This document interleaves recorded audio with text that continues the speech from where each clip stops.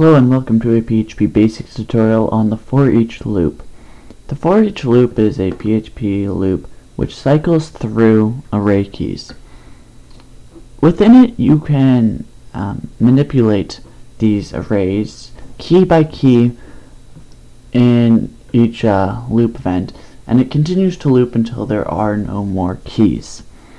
If you don't know what an array is, I would suggest checking out a tutorial on them before watching this. I have an arrays tutorial. If you'd like to check that out, you can. Otherwise, let's get started. So for each loop, similar to other PHP loops, is called using its name. For each has brackets and then a code block. Within these two, or the set of brackets, you have to do two things.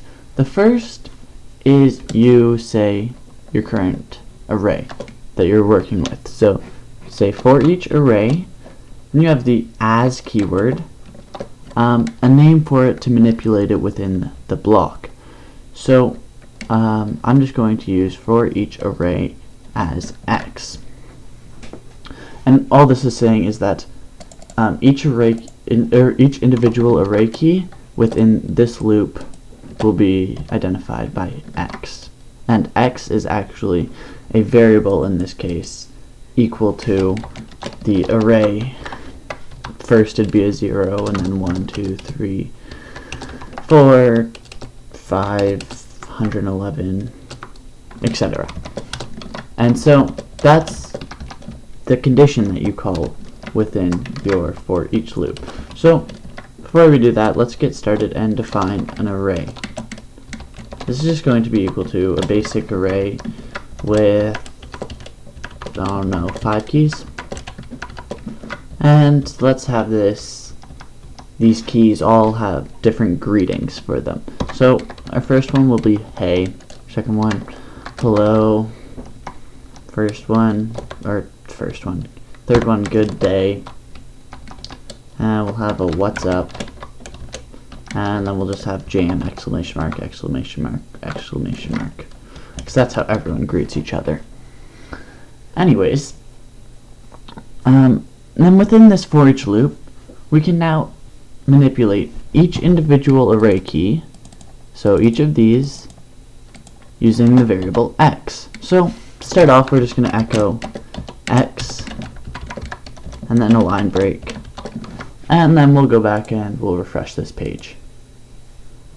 And you can see that we get each and every one of these keys output.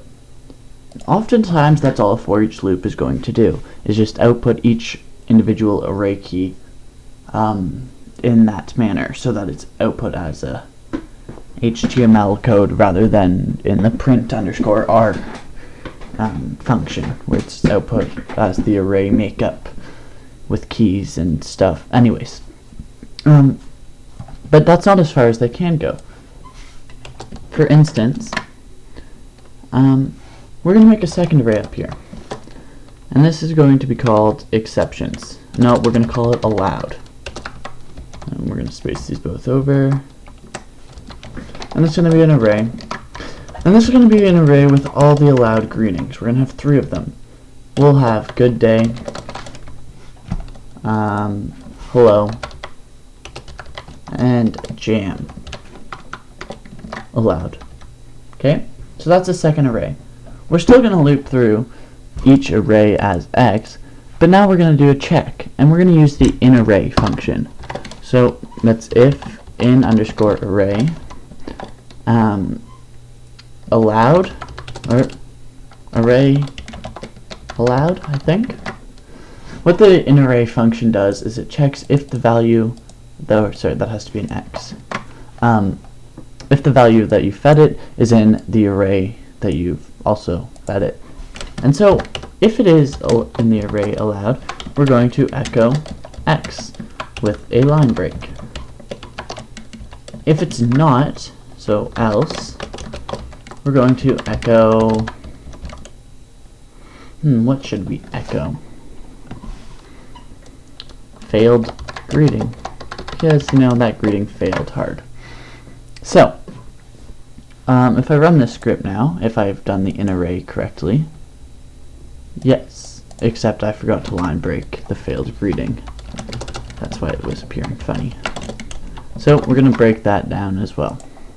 And so, you can see that every array key, which was not in the accepted array, or the allowed array rather, has been echoed out as failed greeting.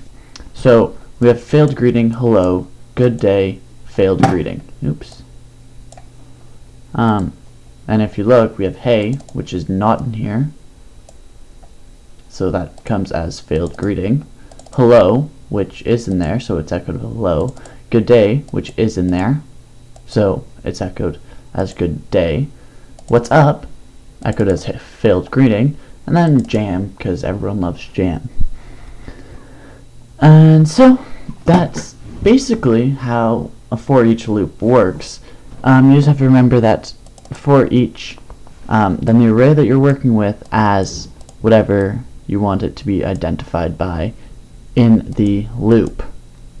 This can literally be any variable name. I believe you can even use for each array as array if you were liking to do that and keeping the name the same. We will just make sure that I'm not giving you false information, but I'm quite sure that you can do that.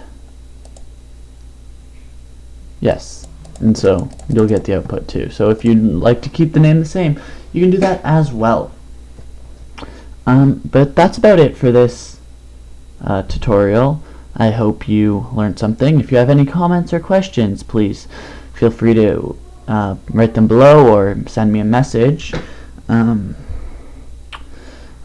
check out my other tutorials. Thanks for watching.